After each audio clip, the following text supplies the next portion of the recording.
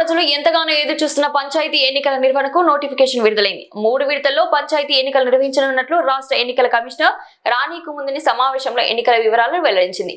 Notification విడుదలైనందున తక్షణమే ఎన్నికల నియమావళి అమల్లోకి వస్తుందని ఆమె స్పష్టం చేశారు.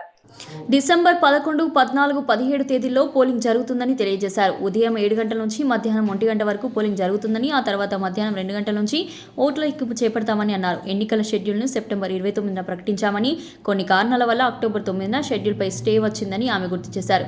తొలి దశలో 4200 సర్పంచ్ స్థానాలకు 37,440 వార్డులకు, రెండో విడతలో 4,333 సర్పంచ్ స్థానాలకు 38,350 వార్డులకు, మూడో విడతలో 4,159 సర్పంచ్ స్థానాలకు 36,452 వార్డులకు ఎన్నికలు నిర్వహించినట్లు ఈసీ పేర్కొన్నారు.